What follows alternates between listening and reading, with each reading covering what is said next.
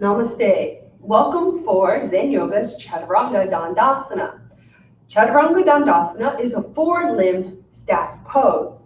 So we're going to have, of course, all four limbs, both hands, both feet on the floor, and staff pose is going to be the expansion or extension through the feet and through the head. So this is our plank pose, however, lower to the floor. Some of the keys, of course, from plank pose still apply. A lifting in the core and the kidneys, and a lifting of the thighs, pushing them into the back, into the hamstrings. We'll go through that.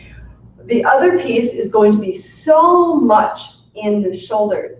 So a couple of things that would have to happen is the placement of the arms. I'm going to work with it like this and show you, because this will also be our foundation for our cobra pose. So very important piece here. So the idea with Chaturanga, let me show you what the pose looks like, and then it'll be easier to kind of understand. So here, Chaturanga Dhandasana looks like this. It's a four-limbed staff pose. So a couple of things that happen here are, first, arms. Very important, those shoulder blades come onto the back, slide to the spine, pull down the back. You'll notice this brings the shoulders away from the ears. The elbows cannot come out. My teacher would always say, no happy hour, no chicken wings. So the elbows have to come in, pull in next to the side. And the hands, depending on your shoulders, will be somewhere, depending how far back you can go with your wrist and your shoulders, okay? So here again, middle road. So we're going to start elbows slightly in. And remember that quality of the hands, that palms really spread. Start to spread the fingers, root through all the pads of the hands. And I have to keep the elbows engaged. I'm going to picture almost like I'm going to squeeze between my elbows, behind my back, a ball, like a beach ball. I'm trying to squeeze that, and that'll create this opening. Of course, I still have to keep the low ribs in, the low belly zipped, and the tailbone down, okay? So this will be my key. I am going to push away with the hands as if I'm pushing the earth away. Extension, crown of the head, through the feet, and lifting up the thighs.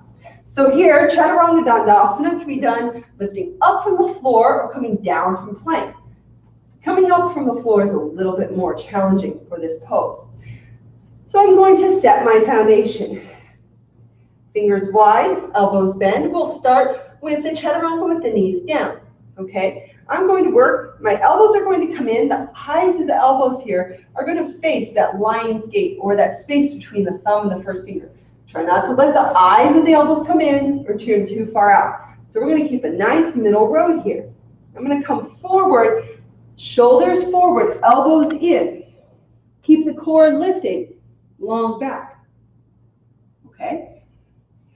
Same thing, lifting from plank. Shift forward, elbows in. Lower slowly, legs strong. Staff pose. Weight back through the heels, crown of the head. Come down. Pushing up is trickier. I recommend maybe starting with the knees. So here, lift the knees, or push the knees down to lift the hips, and then you can always lift the knees.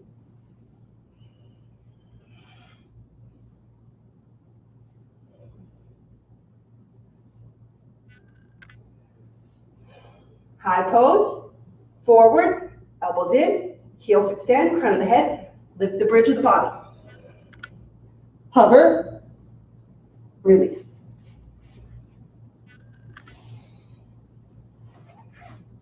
This is Chaturanga Dhandasana.